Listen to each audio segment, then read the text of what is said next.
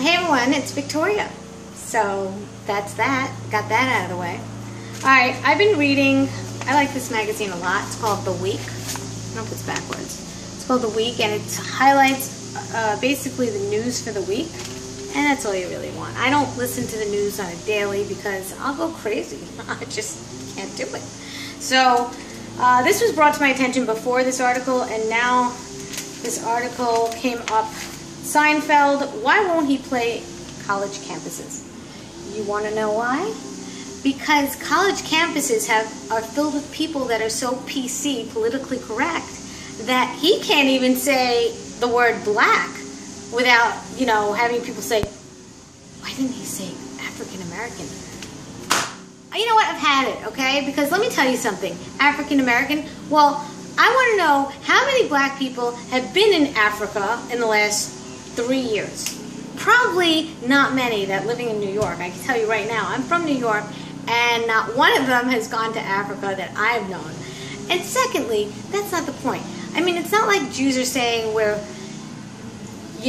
originally from Israel or the desert, and how many times do people have to hear that we wandered for 40 years? We're not slaves anymore in Egypt, okay? We could be reminded of it, and that's cool, and that's why we have Passover, and we go over the whole entire story, and it's great and everything to keep perspective, but to say you're still a slave is just wrong. You're not a slave, you haven't been a slave, you've never been a slave, you have no idea what it's like to be a slave, okay? So let's just get over ourselves. Let's start laughing again. Let's stop being so politically correct. Let's stop having our children win trophies, even if they lose, because, oh, poor baby, they need to really feel good, no matter what.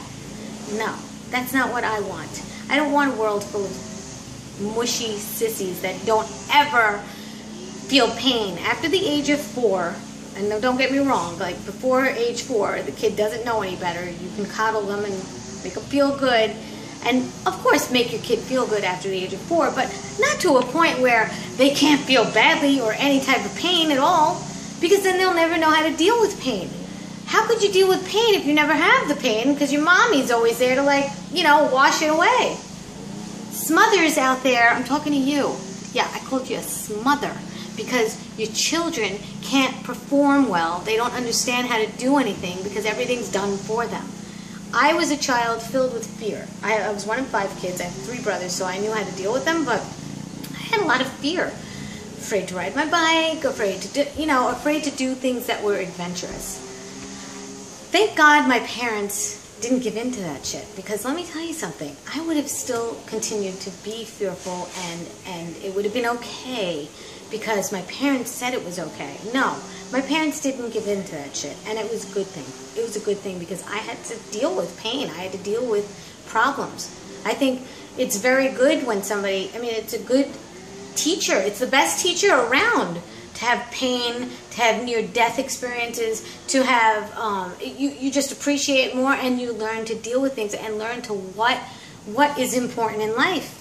But if you're constantly having somebody say, no, it's okay, and enabling them, and I'm talking to husbands too, and I'm talking to wives, I'm talking to all the people that just enable people, it's enough. You're not going to get a world full of toughies. You're not going to get a world full of people that know what to do in a situation. You're just not. And being married to my husband Michael has taught me that a lot also. Now, is there a balance? Of course there is. Is it militant all the time, and you can't do anything and never ever make them feel good about themselves? No, absolutely not what I'm saying at all.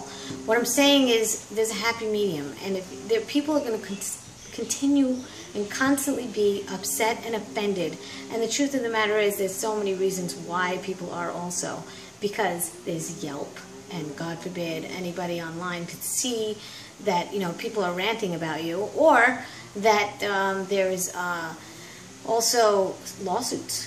Lawsuits are is the biggest rage. Like everybody could sue, and everybody has sued basically everybody else. So you say one thing wrong, and everything just gets out of hand, and they win money for it. You win money for saying something that's on your mind. Freedom of speech?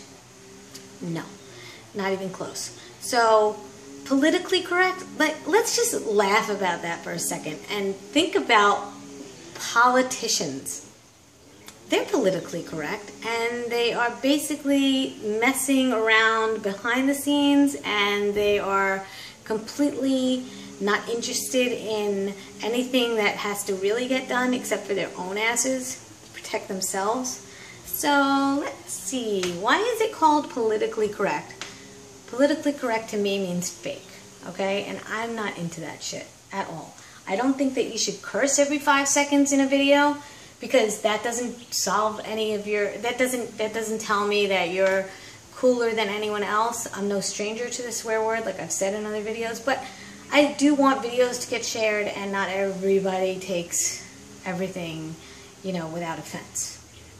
Okay? Where am I going with this? Well, I'll tell you. The fact that Seinfeld, who's around my age, is not okay playing at a place where people are just going to be so offended, that tells you something. I mean, I don't want a world full of chaos either. I don't want a world full of like, I don't care about anything, I don't care about you, I don't care about anyone. No, that's imbalanced also. That's like, let me just go through this red light because I feel like it. No, you can't do that either. But just know that getting offended, it means that you're offended because you're either insecure or you don't know how to deal with pain. And you should understand that jokes are jokes. Humor is real. There's a reason why we have jokes about people. There's a reason why we have jokes about certain races and cultures and stuff. Because it happens over and over and over again, more than once. And that's why people laugh. But to get offended, enough. Really, I mean, college students, get out there, get into the real world, and really have something that you could sink your teeth into and get angry about if it's really, really cause for it. But to get angry over politically correct, and it's just, you know what, gone are the days where you can just say anything you want. Gone are the days that you could just be who you want to be. And it's a shame. I'm not saying that you should just offend people all day long just because you think you can. That's ugly too. I mean, that's ugly. But once in a while, or in a comedy setting where they're telling jokes, These are jokes. Laugh. Have a sense of humor. If you don't have a sense of humor, you really shouldn't be in a comedy club or around comics. Because comics are basically stating the obvious. They're taking the ironic situations and they're bringing it out into the open.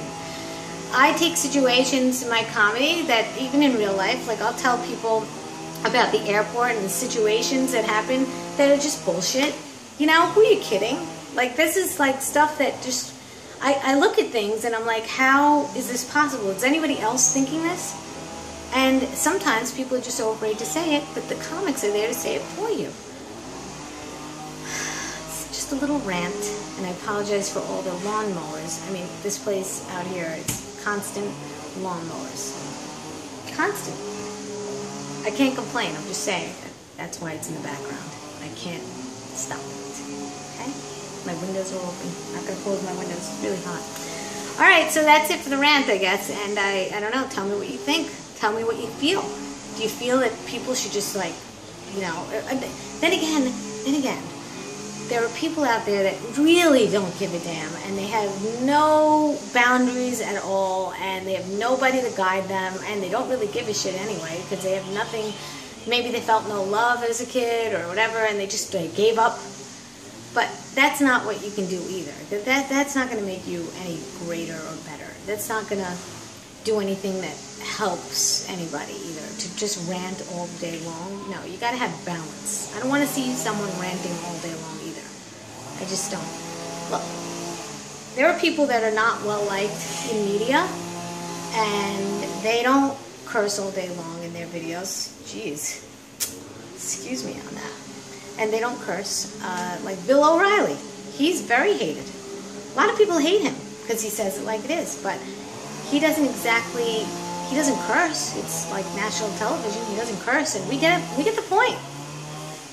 I happen to like the dude. I like the way that he just like says it like it is, and I know people are going to give me shit for liking him, but I admire him. I admire Howard Stern. I admire people that tell it like it is. I just think there should be certain boundaries for that too. Just a little bit. Just because you can just go so far and not give a damn, and then it's chaotic, and then it becomes just all muddy. You know what I mean? All your words just become muddy after a while, and nothing becomes sacred. Like you don't really hold what there's no value in what they're saying, because it's always a rant. So have your rants and have the times that you have some boundaries. And I leave you with this nice, beautiful background music of lawnmowers. I'm looking outside to see, because my kids are all outside. So I gotta go. Bye, everyone. Tell me what you think. Seriously, I want to see. Bye.